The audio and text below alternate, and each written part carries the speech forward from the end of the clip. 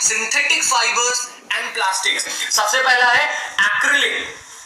अगर हम एक्रिलिक को सिंपल भाषा में समझे ना, तो जो ऊन के जो हम स्वेटर पहनते हैं, जो सॉल पहनते हैं, वो जरूरी नहीं है कि नेचुरल सिप के वुल से ही मिले, क्योंकि वो तो बहुत महंगे होते हैं। इसलिए एक ऊन जैसा दिखने वाला चीज बनाया गया है इंसानों द्वारा, जिसे हम एक्रिलिक कहते हैं, जो दिखता तो ऊन जैसे है, काम भी ऊन जैसे करता है, लेकिन थोड़ा सा वुल से सस्ता होता है। इसकी डेफिनेशन है एक्रिलिक फाइबर्स आर फाइबर्स।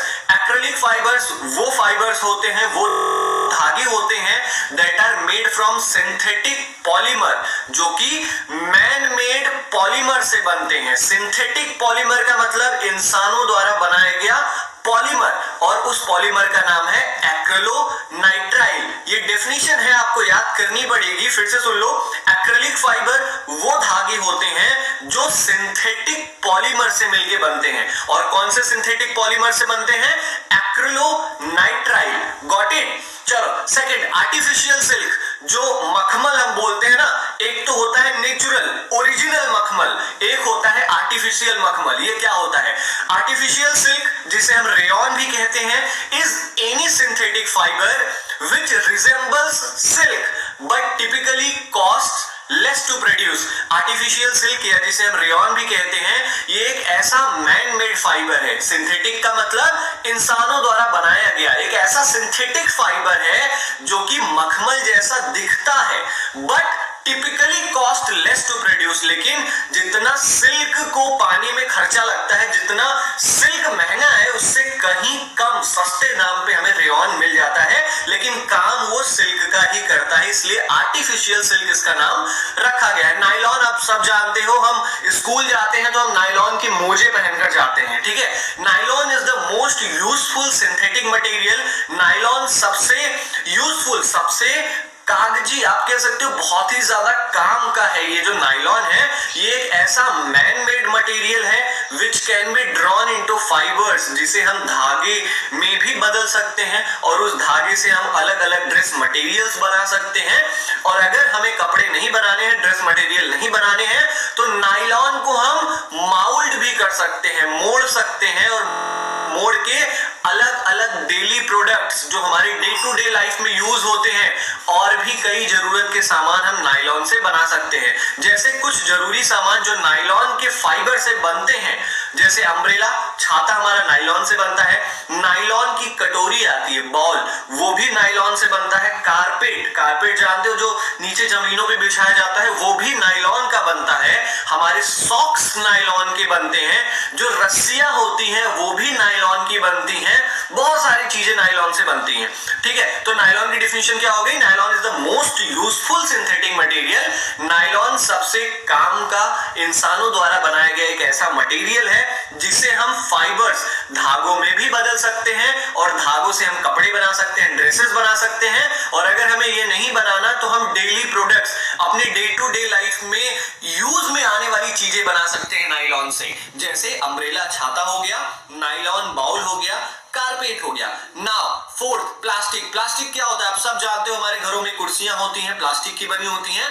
हमारे घरों में 90% चीजें प्लास्टिक की ही बनी होती हैं। Plastics are a wide range of synthetic और सेमी सिंथेटिक ऑर्गेनिक कंपाउंड। पहले इतना समझ लो, प्लास्टिक वो सिंथेटिक या सेमी सिंथेटिक कंपाउंड है, मतलब प्लास्टिक एक ऐसा मैन मेड कह सकते हो, या सेमी सिंथेटिक का मतलब जो पूरी तरीके से इंसानों ने ना बनाया हो। क्योंकि पहले के जमाने में जो प्लास्टिक्स होता था ना, वो सेलुलोज से मिलता था। अगर आप सेलुलोज नहीं जानते हैं, तो सेलुलोज हमारा वुड पल्प से मिलता है। वुड पल्प कुछ ऐसा दिखता है, वुड पल्प से सेलुलोज बनता है, और सेलुलोज से बनता है प्लास्टिक।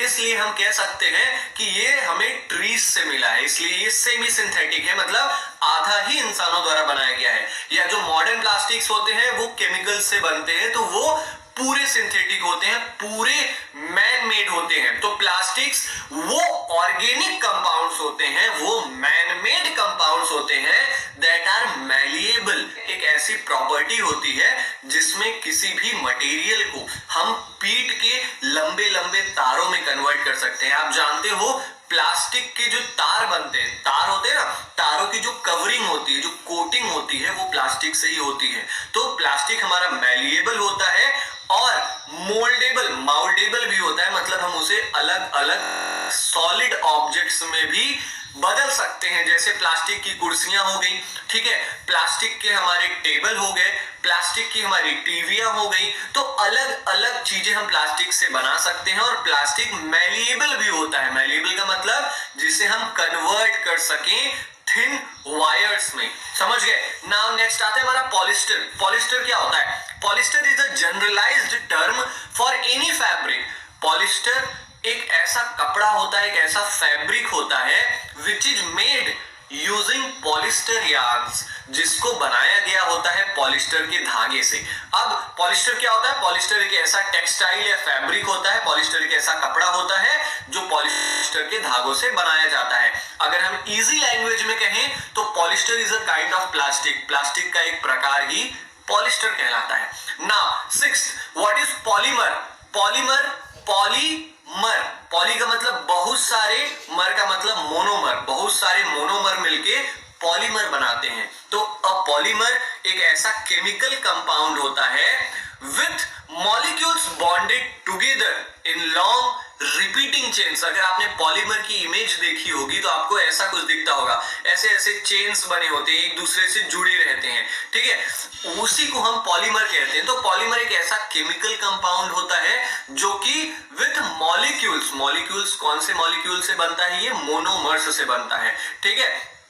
आप सिंपल भाषा में ऐसे कह सकते हो, पॉलीमर मतलब मेनी मोनोमर्स को हम पॉलीमर्स कहते हैं। जैसे हमारा रबड़ हो गया, ठीक है, रबड़ आप जानते हो जो तनने वाली चीज होती है, जो तनती है, जो स्ट्रेच होती है,